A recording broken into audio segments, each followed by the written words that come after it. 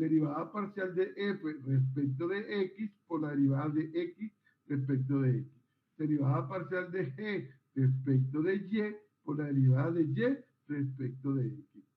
Vean que esto que está acá es 1 y despejo. Y esta condición es primordial para poder despejar la derivada de y respecto de x. La despejamos y me queda esta formulita.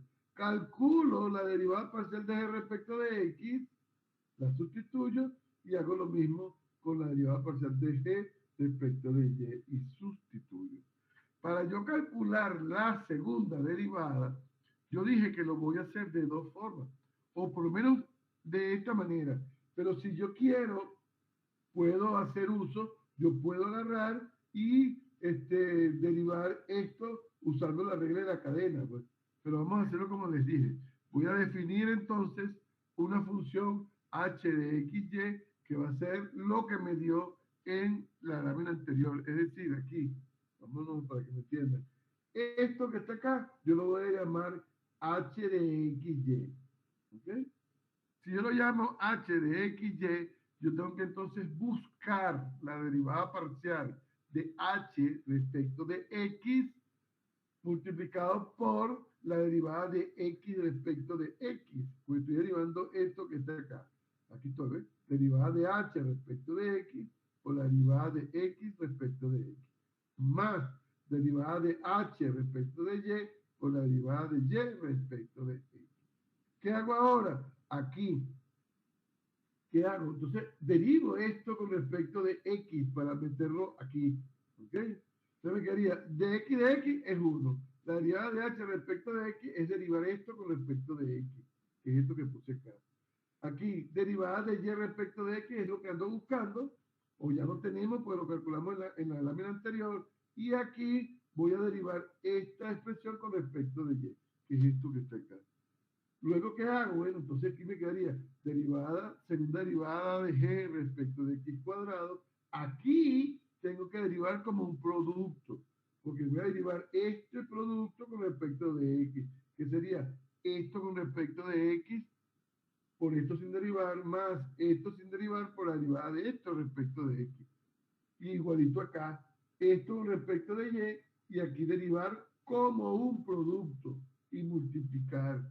Y me quedaría lo siguiente, pues, de la manera más elegante que uno podría hacer. Vean, entonces sustituyo, vean, esto fue lo que yo estaba haciendo en la lámina anterior, simplifico todo eso, es decir, elimino corchetes y paréntesis y me queda esto que está acá. Ahora bien, aquí, esto lo puedo conocer, ¿okay? Pero como voy a despejar, ¿qué es lo que yo necesito? Despejar, vean, yo necesito despejar segunda derivada de y respecto de x. Pero yo entonces tengo que pedir que muchas otras cosas, cuando lo pase el denominador, deben ser distintas de cero. Cuando yo despejo, ¿okay? Cuando yo despejo, me queda algo así, despejando, pues todos sabemos despejar, y me queda algo así. ¿Okay? Busco entonces la segunda derivada de g con respecto de x, la derivada cruzada. Yo sé cuál es la derivada de y respecto de x, busco la segunda derivada con respecto de y sustituyo, y me queda esta expresión que está acá. Esta es una manera, ¿ok? ¿Cuál sería otra? La otra es agarrar lo que me dio la primera derivada y eso que está ahí, derivarlo. Es decir, vámonos hacia atrás un momentico. Aquí. Yo lo puse de dos formas, porque depende del ojo que la mire, pues. Y el que lo quiera hacer de esta manera, como lo acabo de hacer, lo puede hacer. Pero si usted no quiere hacerlo como lo hice yo, usted agarra dy de x es igual a esto que está acá. Bueno, derive eso de nuevo con respecto de x, aplicando la regla de la cadena. ¿Ok? Es decir, igualo todo eso es decir, paso el 4y cubo más 3 a la y al otro lado multiplicando y me queda eso que estaba multiplicando la derivada igual a 3x cuadrado. ¿Qué es lo que voy a hacer en la segunda forma de derivar? Aquí.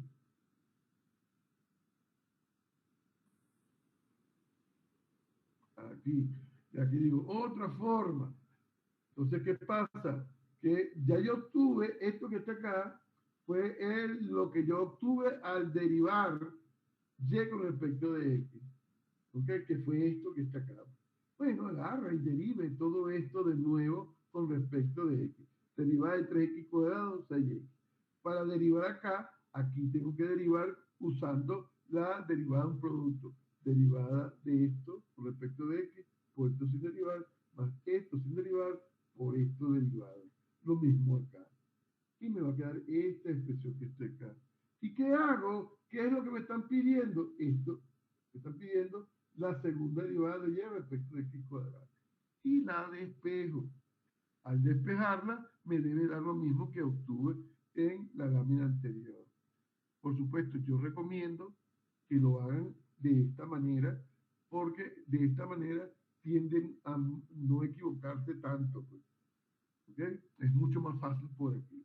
¿Alguna pregunta? Pero bueno, el que quiera hacerlo de las dos formas, de la otra forma, está bien. Pero yo aconsejo que se vayan por este camino. ¿Alguna pregunta? Por los momentos ninguna. Ok, Se entiende todo. perfecto. Vamos a hablar ahora del teorema de Taylor. Vamos a recordar que, perdón. Una última cosita para asegurar. Entonces, cuando yo esté realizando un ejercicio de esta forma y exprese mi resultado, siempre debo colocar que siempre y cuando el denominador no se haga cero. Claro, tienes que pedir eso, sí. Porque si se hace cero no puedes aplicarlo. Ok, está bien, gracias. ¿Entiendes? Claro. Okay.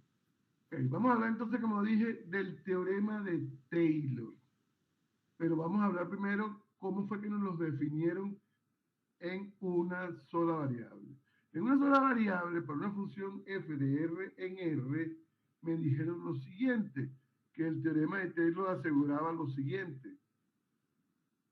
Aquí, si yo tengo una función f que va de r en r, y f en este caso, que es una función de una sola variable, me dicen que f de x va a ser igual al valor de la función en a, menos la derivada en a por x menos a, más la segunda derivada en a entre 2, por x menos a al cuadrado, punto suspensivo, enésima derivada en a entre n factorial por x menos a la n, por más el resto.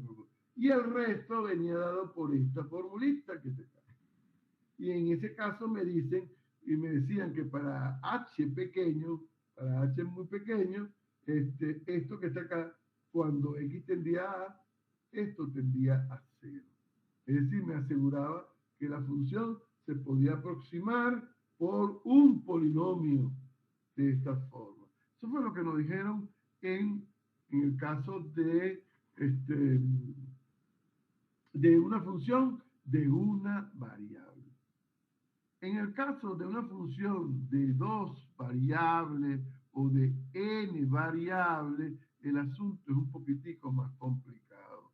¿Por qué va a ser más complicado? Porque van a aparecer, fíjense si aquí aparece su primera, segunda, tercera, su enésima derivada en una función de n variables, van a aparecer sus primeras derivadas parciales, sus segundas derivadas parciales, sus segundas derivadas cruzadas parciales, sus terceras, sus cuartas, y así sucesivamente. Es un monstruo, pues, de fórmula.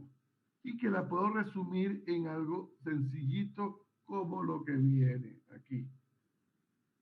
Y vamos a hablar, porque como es tan grande para un polinomio de orden n, vamos a hablar primero de la fórmula de Taylor de primer orden. Es decir, la fórmula de Taylor para que las que contienen solamente sus primeras derivadas parciales. Entonces aquí tengo, si yo tengo una función f que va de un subconjunto de Rn en R y me dicen que ella es diferenciable en x0, entonces f evaluado en x0 barra más h barra va a ser igual a la función evaluada en x0 más sumatoria desde igual 1 hasta n de todas sus derivadas, sus primeras derivadas parciales evaluadas en x0 por h1 más un resto. Y a este resto debemos pedir que tienda a 0 cuando h también tienda a 0. Eso sería la fórmula de Taylor de primer orden. La fórmula de Taylor de segundo orden sería esto que está acá, pero más una sumatoria de segundas derivadas parciales. Es decir, ahí van a estar segundas derivadas con respecto a la primera variable, a la primera, a la segunda, la enésima, las derivadas cruzadas, todo va a estar ahí. Y va a decir de la siguiente manera. ¿Qué me quedaría? Fórmula de Taylor de segundo orden. De nuevo, si tengo una función que va de un subconjunto de Rn en R, f y ella es diferenciable en x0, entonces la función evaluada en x0 barra más h se puede aproximar por esta fórmula que está acá. Observen que esto que está acá es la fórmula de primer orden. La de segundo orden va a contener estas derivadas que están acá. ¿Okay? Por supuesto que nada más vamos a ver de primer orden y de segundo orden. Porque como les dije, si pedimos una de tercer orden, va a aparecer una sumatoria aquí y ahora de las terceras derivadas. ¿Me siguen? Pero nada más vamos a trabajar con fórmula de Taylor de primer orden y fórmula de Taylor de segundo orden. Vamos a ver un ejemplo sencillo para ver cómo se actúa, se trabaja con la fórmula. Ejemplo.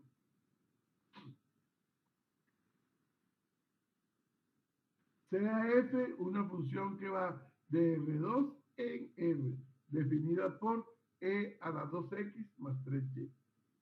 Me piden, encuentre la fórmula de Taylor de orden 2 en el punto 0, 0. ¿Okay? Esto que está acá es la fórmula que yo les acabo de dar. Aquí tengo que definir entonces, ¿quién es x0 barra? El punto que me están pidiendo. ¿Quién es h barra? h1, h2. ¿Quién es f de 0, 0? Evalúo aquí en 0, 0 y me da 1. Entonces, ¿qué necesito? Primero necesito las primeras derivadas parciales. Después necesito las segundas derivadas parciales. Y después sustituyo. Calculo primero las primeras y segundas derivadas parciales de f. Es decir, voy a obtener dos primeras derivadas parciales y 4 segundas derivadas parciales. Y voy a tratar de ver primero qué representa esto que está acá.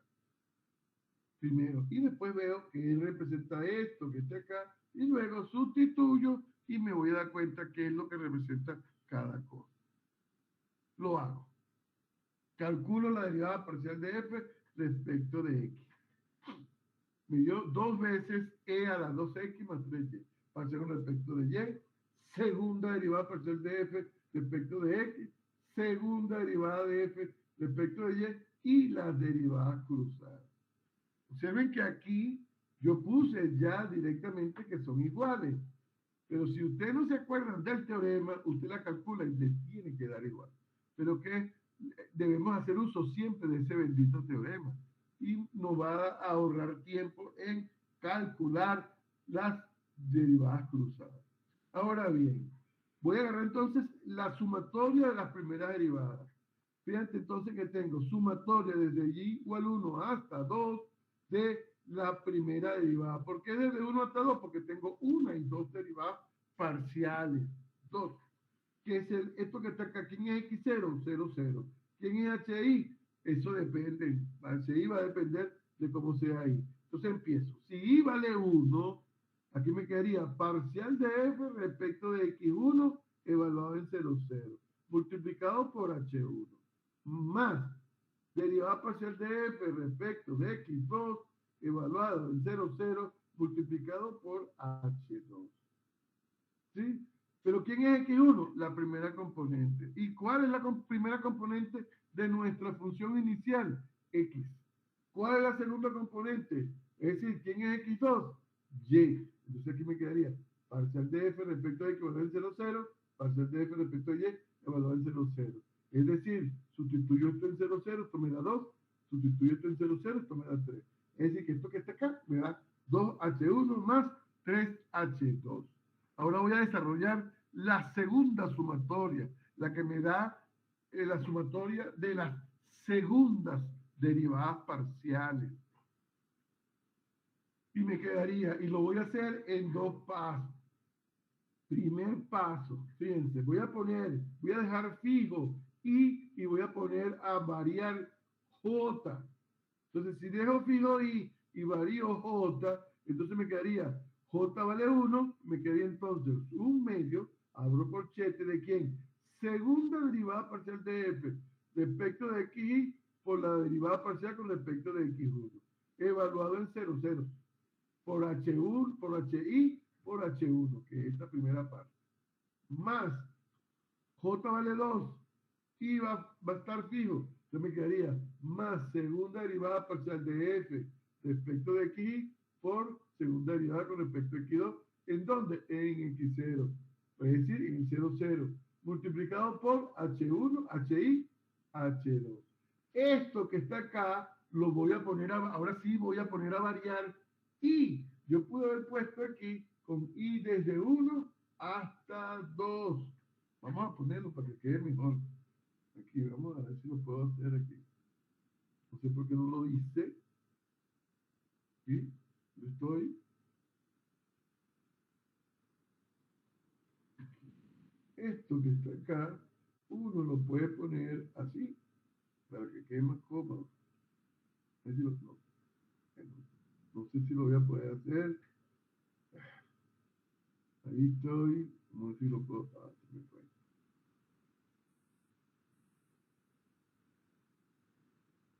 No. Bueno, vamos a hacerlo así, yo lo corrijo después.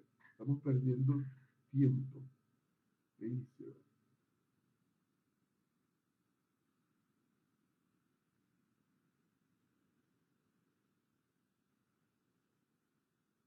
¿Sí? Ay, Dios mío.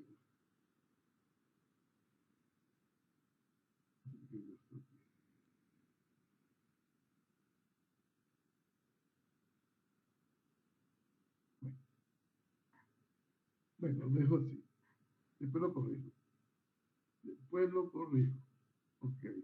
Entonces, voy a poner entonces, como dije, voy a variar esto que está acá, porque está entre corchetes, voy a variar i. Entonces empiezo con i igual 1. ¿Ok? Si i vale 1, aquí me quedaría, si yo tengo mi mouse, aquí está. Si i vale 1, me quedaría entonces aquí, segunda derivada parcial de f respecto de x1 por respecto de x1, que sería segunda derivada de f respecto de x1, evaluada en x0 por h1, que es h1 al cuadrado. Después aquí, cuando i vale 2, ¿ok? Pues estoy variando i, primero desde 1, me comía algo, aquí es esta, pero la puse aquí, pero no importa. Como i vale 1, esto me da esto. Cuando i vale 1, ¿qué me quedaría? Segunda derivada parcial de f respecto de x1, respecto de x2, evaluado en x0 por h1 por h2. Lo puse aquí. Ahora pongo a variar i a 2 y me queda aquí segunda derivada parcial de f respecto de x2, respecto de x1, evaluado en x0 por h2 por h1. Más, aquí sería, que sería esto. Segunda derivada parcial de f respecto de x2 por la derivada parcial con respecto de x2, que esto sería segunda derivada con respecto de x2 en x0 por h2 por h2, que es h2 al cuadrado, que es esto que está acá. Es decir, ya tengo entonces todo esto. Aquí, como dije, debo colocar que i varía desde 1 hasta 2, para que me pueda dar esto que está acá. ¿Qué hago ahora? Bueno, ahora lo que voy a identificar quién es x1, x, quién es x2, y. Y lo que hago entonces es sustituir y expresarlo aquí. Me queda aquí segunda derivada con respecto a x, cruzada con respecto de xy, cruzada con respecto de yx y segunda derivada con respecto de y. Calculo esto porque ya yo lo tengo y lo evalúo en 0, 0 y eso me dio 4. la derivada cruzada en 0, 0 me dio 6. Me dio 6. La derivada segunda con respecto a y en 0, 0 me dio 9. Es decir, me dio esta expresión que está acá. ¿Qué voy a hacer ahora? Vean lo que voy a hacer. Sustituir en la fórmula inicial. Es decir, ¿en cuál fórmula? Para que no nos perdamos. ¿Estoy? Aquí.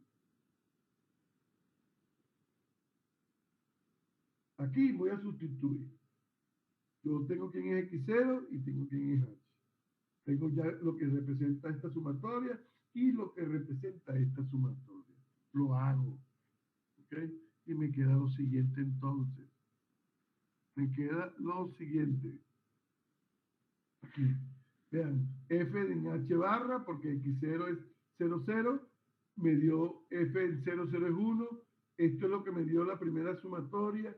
Esto es lo que me dio la segunda sumatoria. Y por supuesto, esto es el resto. ¿Ok? Entonces aquí yo digo, es decir, si queremos ver la función f de xy, que es igual a e a la 2x más 3y, alrededor del origen, como un polinomio de segundo orden, entonces este sería el polinomio que está acá. Por supuesto, el error que se comete, en este caso, es la norma. Y acuérdense que la norma, en este caso, se define, aquí me comí algo, raíz cuadrada, me la comí. ¿Sí? Pero lo que queremos entonces es este bendito polinomio que está acá, que es una aproximación de la función alrededor del origen. ¿Alguna pregunta?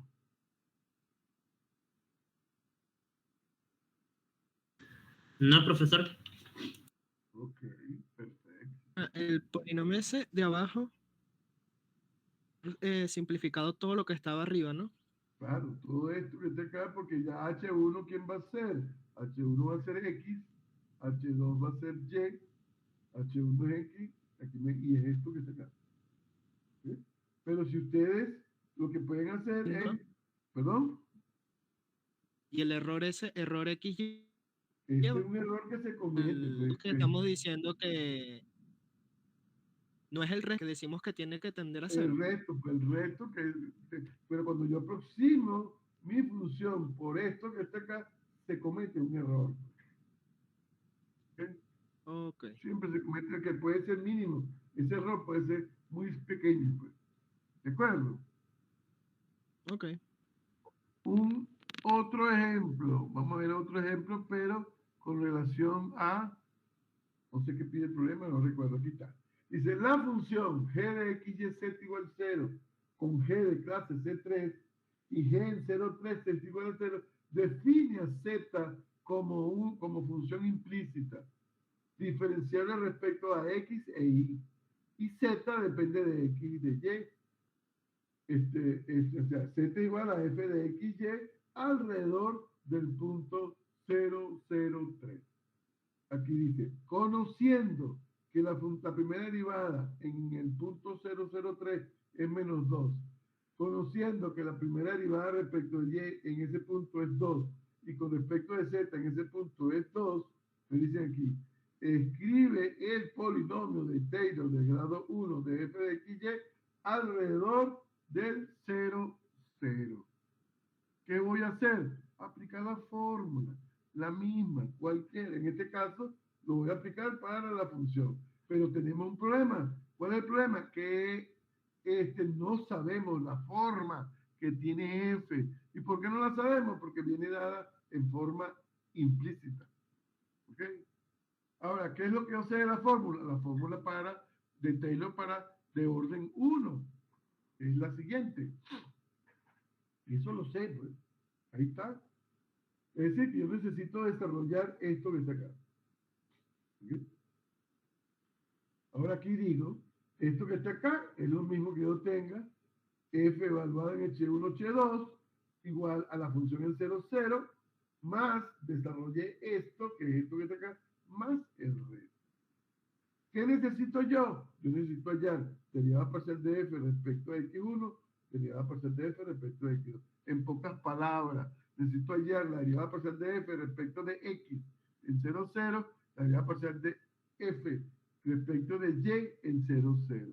Pero para yo aplicar, para yo saber cómo son las derivadas parciales de f respecto de x respecto de y, tengo que agarrar a la función implícita y derivarla. ¿Ok? La función implícita es g de x, y, z igual 0. Aplico la regla de la cadena para hallar la derivada parcial de z respecto de x. Aplico la regla de la cadena para hallar la derivada parcial de z respecto de y. Esto que está acá es lo que vimos para de generar la fórmula, pues, de la derivada de una función dada en forma implícita. De aquí despejo derivada parcial de z respecto de x y me da esto. Lo mismo aquí, derivada parcial de z, aquí es respecto de y, me lo comí, puse x, pero es y, ¿dónde estoy? ¿Sí?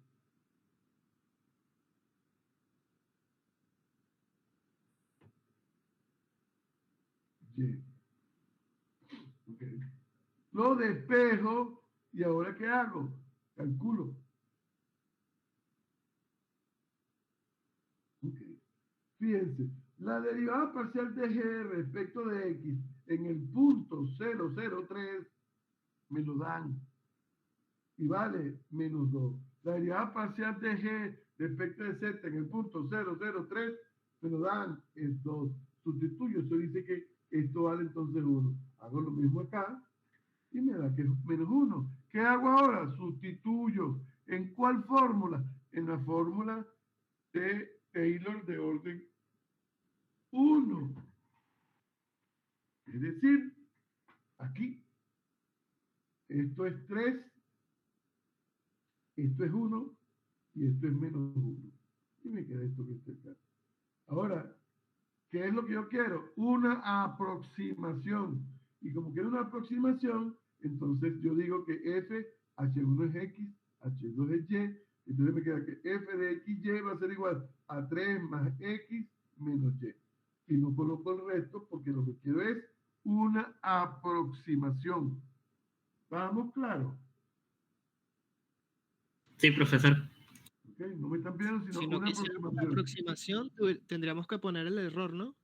No, porque aquí lo estoy diciendo, no lo coloco y digo que la función f de x, y alrededor del 0, 0, tú lo puedes aproximar por este polinomio que está acá. Ok. Porque es una aproximación. Okay. ¿Qué otra cosa vamos a hablar?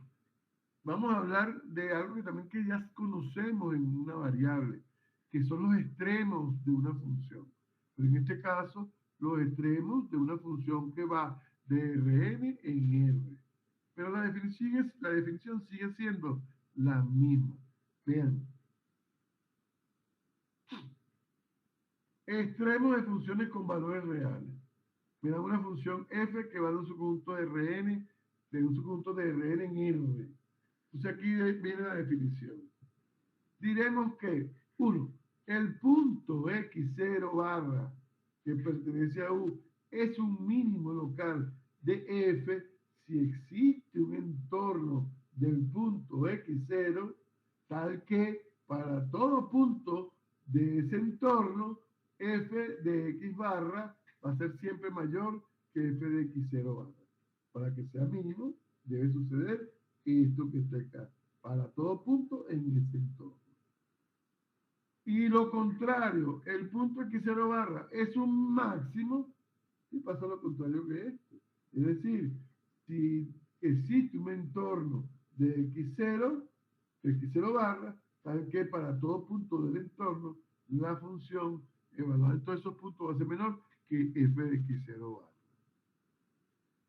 3. Una tercera condición.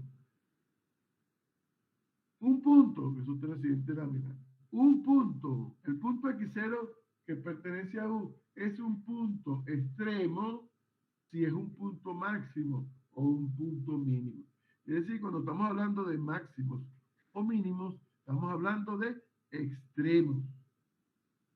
4. Un punto x0 barra es un punto crítico de f si la derivada de la función en ese punto es 0 o si f no es diferenciable en x0. Misma definición que se dio en una variable, ahora es para una función de n variables.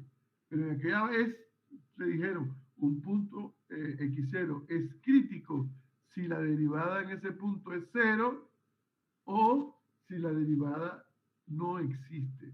Aquí me están diciendo, acuérdense que esto va a ser una matriz. ¿Qué tipo de matriz? Se va a hacer una matriz de una fila por n columnas. ¿Y por qué es una matriz de una fila por n columnas? Porque la función f va de un subconjunto de Rn en R. 5. Si un punto crítico no es un extremo, diremos que es un punto de silla o un punto silla. Es decir, si un punto crítico no es máximo ni mínimo, él es un punto de silla. ¿Por qué se llaman punto de silla? Vean, todos conocen lo que es una silla de montar caballo. ¿Saben? ¿La han visto? Sí, profe. Sí. Todos lo han visto, ¿eh?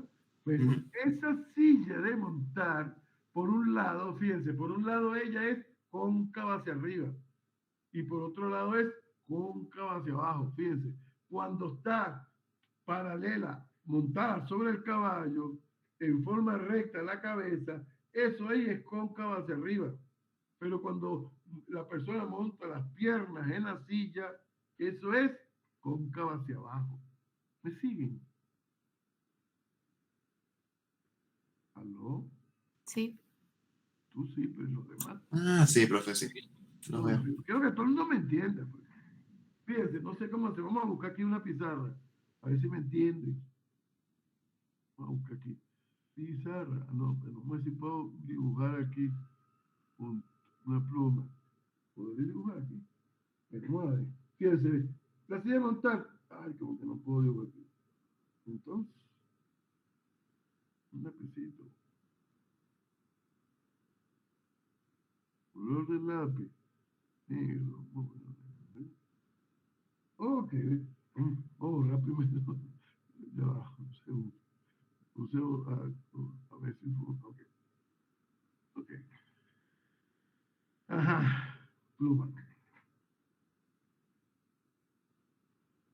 Color. Okay. Fíjense. La silla de montar es más o menos así. Esto es lo que yo estoy diciendo. Aquí así. Pero a su vez, hay una parte que va a hacer esto. ¿Sí? ¿Me siguen? ¿Aló? Sí. Ajá, sí. Fíjense. Se supone que aquí está la cabeza del caballo, de hecho. Esto es cóncava hacia arriba. Pero cuando tú te sientas sobre ella, esta parte lateral es cóncava hacia abajo. Este punto que está acá, donde la silla es tanto cóncava hacia arriba como cóncava hacia abajo, es lo que uno está llamando punto de silla, porque no es ni máximo ni mínimo. ¿Me entienden? Por eso se llama punto de ensilladura, o punto silla, o punto de silla. ¿Me siguen? ¿Me entienden lo que estoy diciendo? ¿Aló? Sí. Sí, profesor, se entiende. Todos me están entendiendo lo que significa un punto de silla o de ensilladura. Ok, Sí. ok. Sí. Hola, esto que está acá. Ok, perfecto. Ok. Entonces tenemos, si uno quiere entonces buscar una función, si una función, me define una función, esa función podría tener un máximo, un mínimo o un punto de ensilladura. ¿Okay? Pero para eso, ¿qué es lo primero que uno debe hacer? Tener los puntos críticos de la función como tal, pues, son las condiciones, pues, para poder uno hallar los puntos de silla, perdón, los extremos de una función. No sé qué pasó aquí, pero ahora, ok, ahora se me cambió el mouse por esto, está bien. Pues. Bueno, condiciones de la primera derivada para puntos extremos locales. sea un subconjunto de Rn, un conjunto abierto, que va de U en R, es decir, un subconjunto de Rn en R. Y vamos a pedir que sea diferenciable y que X0 sea un punto extremo local. Es decir, X0 puede ser un máximo o un mínimo. Entonces, la derivada de la función es igual a 0 en X0. Es decir, que X0 es un punto crítico. ¿Qué me está diciendo la condición? Si yo tengo una función que es diferencial en el punto X0 y en X0 tiene un extremo, eso significa que la derivada debe ser 0 en ese punto y por lo tanto X0 debe ser un punto crítico. Ahora, ¿qué representa la derivada? Una matriz. Ya dijimos que una matriz, en este caso, de una fila por n columnas. Para que esa matriz sea 0, ¿qué debe ser? ¿Qué debe pasar? Que cada una de sus componentes deben ser 0. Pues cuando estoy igualando esto a 0, lo estoy igualando a esta. Esto es una matriz que va a ser también una matriz de una fila por n columnas. Para que esta matriz sea igual a otra matriz igual a 0, eso significa que cada una de sus componentes deben ser 0. Es decir, la derivada parcial con respecto a la primera variable en el punto X0 debe ser 0. Con respecto a la segunda variable en X0 también debe ser 0. En general, todas sus derivadas en ese punto X0 deben ser 0. Esto nos da una idea de cómo analizar, cómo buscar los extremos de una función. Entonces, cuando uno va a hallar los extremos de una función, es decir, cuando uno va a hallar un máximo o un mínimo, lo primero entonces que debemos hallar son los puntos críticos. ¿Y cómo podemos hallar los puntos críticos? Haciendo 0 todas sus derivadas. La igualamos a 0, resolvemos, eso me genera un sistema de ecuaciones y eso me genera los puntos críticos que tiene la función. ¿Estamos de acuerdo? Vamos a ver un ejemplo. Uno sencillo. Ahora el mouse se me perdió. No sé dónde está. Vamos a ver aquí. No sé dónde estoy. Okay. Ejemplo. Allá los puntos máximos y mínimos de f que va de R2 en R, definida por f de x y igual a x cuadrado más y cuadrado. Lo primero que yo hago es calcular sus derivadas parciales. Y están, uno me dio 2x, la otra me dio 2y.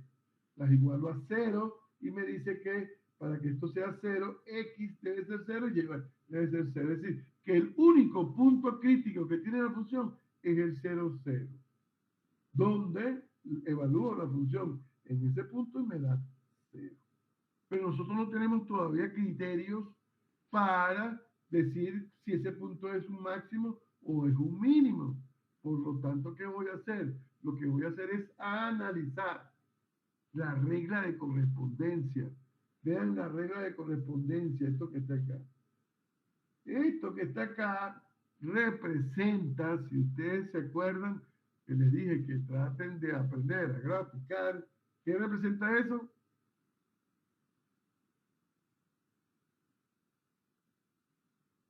Si mal no me acuerdo, creo que era un paraboloide. Exactamente. Eso que está ahí me va a dar un paraboloide que abre hacia arriba. ¿Ok? Como es un paraboloide, observen que en 0, 0 debe haber un mínimo. ¿Y por qué? Porque esta función, vean, para cualquier valor xy alrededor del 0, 0, esto que está acá siempre va a ser mayor o igual que 0. Es decir, que f de xy va a ser mayor o igual para todo xy, mayor o igual que f de 0, 0. Por definición de máximo o de mínimo, eso significa que en 0, 0 es un mínimo local. ¿Okay? Un mínimo local de la función. Y como es el único, por supuesto que es un mínimo global, absoluto. Es el único que hay. ¿Estamos claros? ¿Alguna pregunta? Está claro, profe. Ok. Entonces, este ejemplo nos sirve para dos cosas. Primero, lo que se debe hacer para hallar los puntos críticos. Y segundo, siempre observen, detengan a ver la función, la regla de correspondencia de la función. Porque si no hay necesidad de aplicar ningún criterio, uno puede decir dónde la función podría tener un máximo o un mínimo. Otro ejemplo, me dice, hallar todos los puntos críticos de la función f de x y igual a x cubo más y cubo menos 27x menos 12y. Hago lo mismo. Calculo la derivada parcial de f respecto de x, f respecto de y igual a 0 y resuelvo este sistema. Esto me genera 4 puntos, por lo tanto me queda x igual 3, x igual menos 3, y igual 2, y igual menos 2. Eso significa que tengo entonces 4 puntos críticos. 3, 2, 3 menos 2, menos 3, 2 y menos 3 menos 2. Y así hallé los puntos críticos. Aquí yo no puedo hacer lo mismo que hice en el ejemplo anterior, porque yo no sé qué representa esto que está acá. Y no puedo justificar nada sin tener al menos un criterio. Necesito un criterio para aplicarlo a este tipo de problemas. Por lo tanto, vámonos a analizar un criterio, en este caso el criterio de la segunda derivada para extremos locales. Pero antes de dar el criterio como tal, necesito definir lo que se llama una forma cuadrática. ¿Qué es forma? ¿Qué es una forma cuadrática? Una forma cuadrática, la vemos en la siguiente lámina, es de la siguiente forma, o sea, se define de la siguiente manera.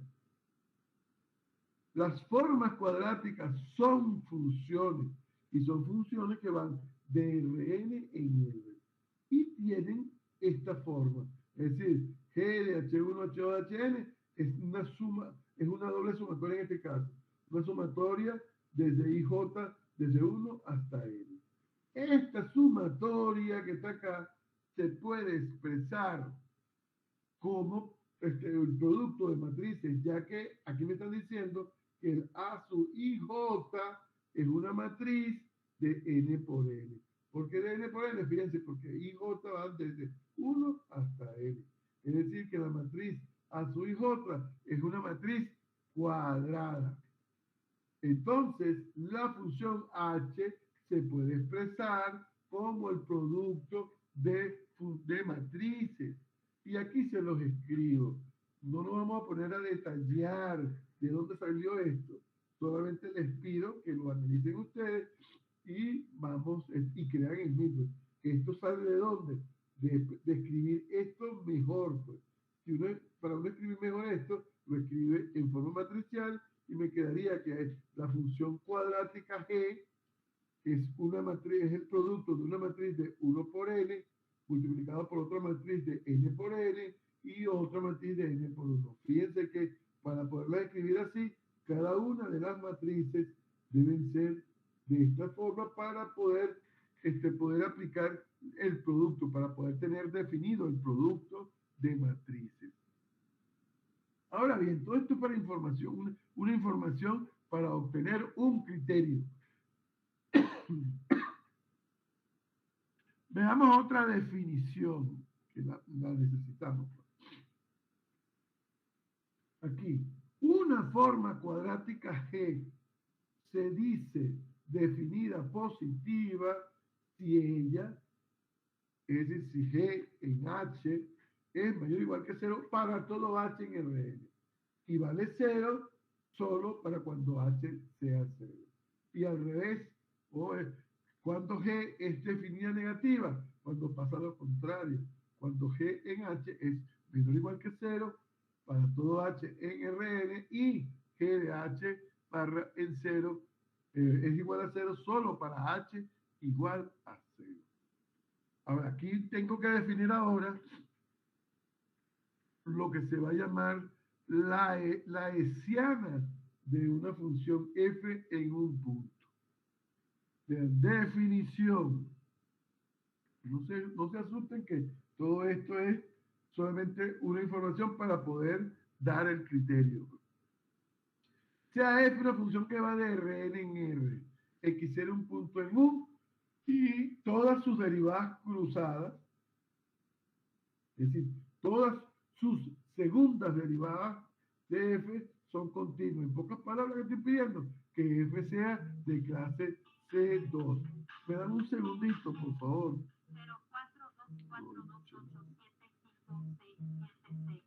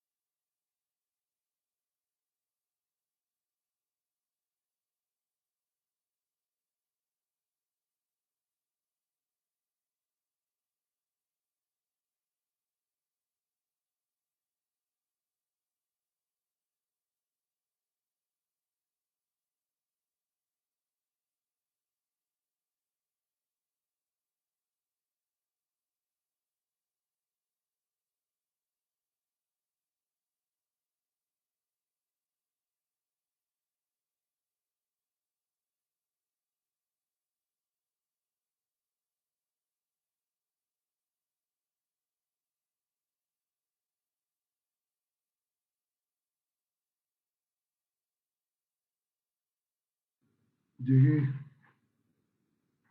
¿Dónde estoy? Ok. Como decía, si tengo una función f de clase C2, entonces se define la hessiana de f en el punto x0 como una forma cuadrática definida por esta formulita que está acá. Es decir, una forma cuadrática es esto que está acá, lo que acabo de decir. Esto que está acá, como les dije, es una matriz, en este caso, de n por n, donde uno puede expresar esto en términos de un producto de matrices, que sería esto multiplicado por esta matriz, multiplicado por esta matriz que está acá. Vean que esta matriz es una matriz de puras segundas derivadas, en este caso, de f. ¿Eh? Ahora aquí viene el criterio que necesitamos utilizar por ahora, pues. Después lo mejoramos.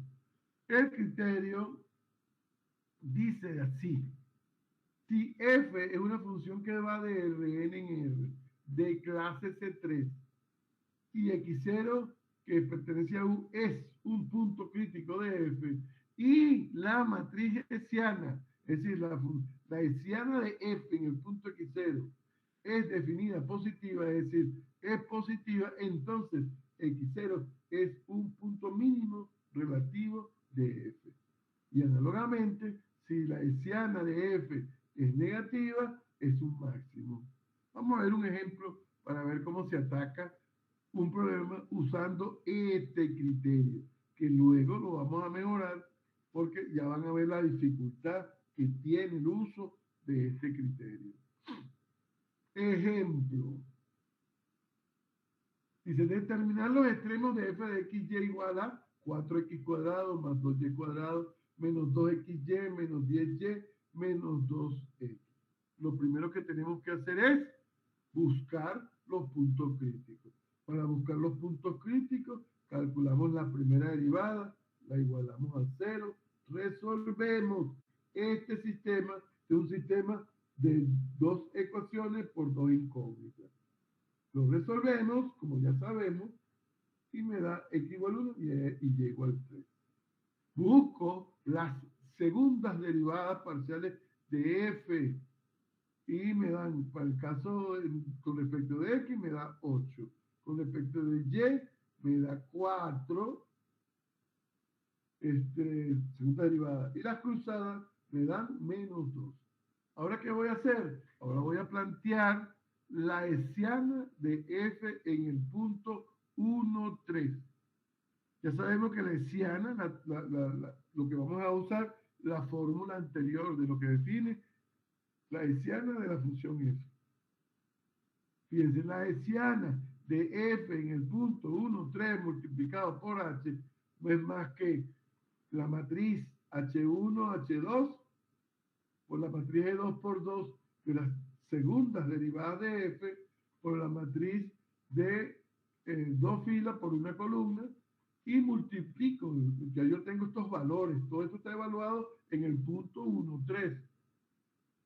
Multiplico matrices y me da por resultado esta expresión que está acá para estas dos primeras matrices. Me dio 8H1 menos 2H2 menos 2H1 más 4H2. ¿Eso de dónde sale?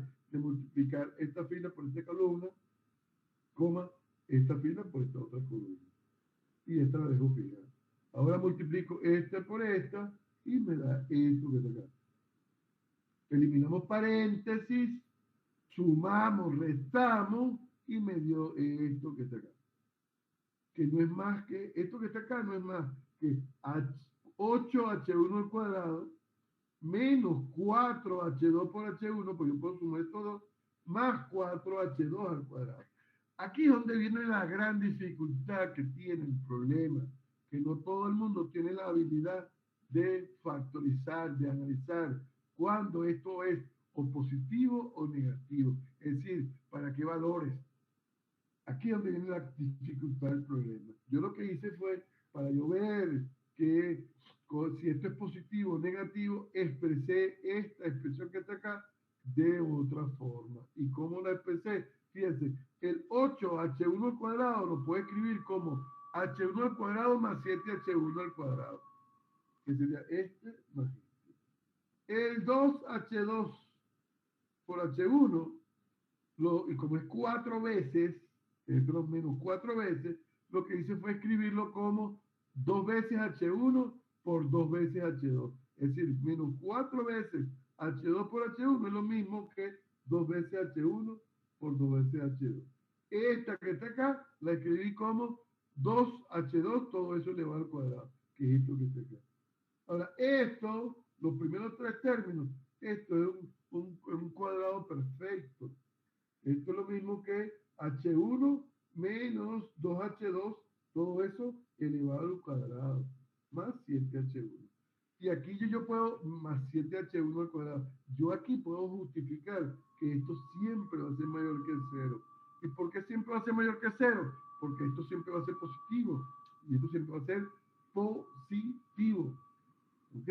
Por lo tanto, la hessiana de F en el punto 1, 3 es definida positiva. Y si es definida positiva, en el punto 1, 3 es un mínimo relativo. Y ese punto es el valor de la función en el 1, 3, que es menos 16. Repito, el problema de este método es analizar esto que está acá, que a todo el mundo le cuesta. No solamente a ustedes, a cualquiera le puede costar, a veces se le hace complicado ver cuándo esto es positivo, cuándo esto es negativo. Vamos a ver otro ejemplo. A ver qué pasa. Dice, encuentre los máximos y mínimos de f de x y igual a 1 menos x cuadrado menos y cuadrado. Busco los puntos críticos, tiene uno solo, que es el 0, 0. Ya sabemos de dónde sale. ¿Qué voy a hacer ahora? Voy a hacer uso voy a buscar la hessiana de f en el punto 0, 0. Es decir, utilizo la fórmula de la hessiana en el 0, 0. La hessiana de f en el 0, 0 multiplicado por h viene dado por esta fórmula que está acá. Ya sabemos de dónde salió esto. Estos serían las derivadas segundas de f evaluadas en 0, 0 y me dio esta matriz. Multiplico matrices. Este por esto me dio esto. Y ahora esto por esto me dio esto. Y aquí también es fácil de analizar, porque esto está elevado al cuadrado y esto está elevado al cuadrado, pero tiene un signo negativo delante. O sea que todo esto siempre va a ser negativo para todo punto H1, H2 en el R2. Esto significa que como la matriz, como la hessiana de F, el 0, 0, está definida negativa, el punto 0, 0 es un máximo. Pero como dije, no siempre quedan cosas tan fáciles como esta. Y ahí es donde está la dificultad de este método. ¿Okay? ¿Qué vamos a ver en la próxima clase? Vamos a mejorar este método, porque no siempre vamos a poder aplicar esto que está acá. Pues. Entonces mejoramos este método y vamos a ver que se agilizan los cálculos. ¿Ok? ¿Qué vimos hoy? Hoy vimos derivadas de orden superior, derivación implícita, teorema de Taylor, extremos de funciones con valores reales, criterio de la segunda derivada, que fue el criterio de la Hessiana, pues, y que es el mismo. El criterio de la segunda derivada, el criterio es el mismo. ¿Alguna pregunta? Preguntas. Ninguna. Perfecto. Por ahora no, profe. Bueno, Por el momento ojalá no, sea habría que así. practicar, pero Y ajá, por el momento no hay duda. ¿Perdón? Que por el momento no hay duda, solo habría que practicar. Claro, hay que usar. Ya con lo que acabamos de ver hoy, ya ustedes fíjense, vamos a buscar un momentico la guía y vamos a analizar hasta dónde pueden ustedes trabajar. Ya con lo que hemos visto hasta hoy. Hasta hoy hemos visto, ya les digo, vamos a buscar el resumen.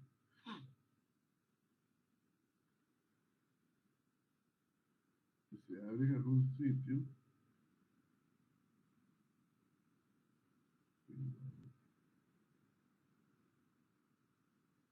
Ay, no se abre. Bueno, ¿qué vamos a ver nosotros en en la siguiente clase?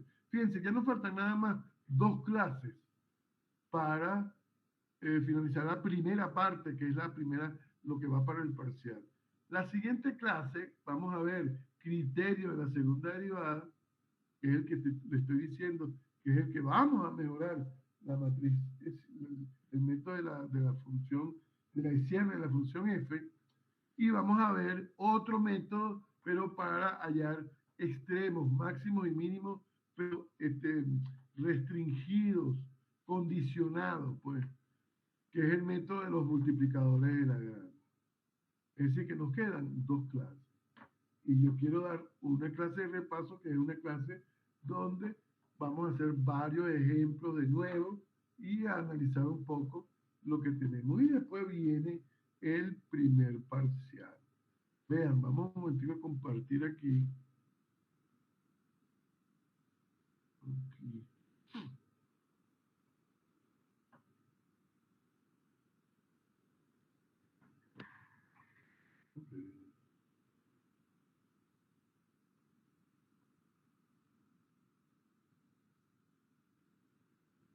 Bueno, me imagino que ustedes están viendo esta pantalla. Con lo que vimos hoy, fíjense, esta es la guía 3, guía 4, que es regla de la cadena, guía 4, y tenemos la guía número 5. Aquí está. Aquí es donde viene lo que vimos hoy, que es derivadas de orden superior, este, definen algunas cosas aquí para hacer los cálculos, que no es nada del otro mundo. Hay que practicar. Como dije, vean, fórmula de Taylor, lo que hay que practicar. Si no se practica, no vamos a poder avanzar. Fíjense que hasta aquí todavía podemos hacer esta guía, porque aquí me piden hallar los puntos críticos de la función, que es esta. No, bueno, no podemos irnos hasta aquí. O sea, esta, a menos que dé la clase que viene, porque aquí vendría los máximos y mínimos condicionados. Ok, ¿hay alguna pregunta con relación a los ejercicios de la guía?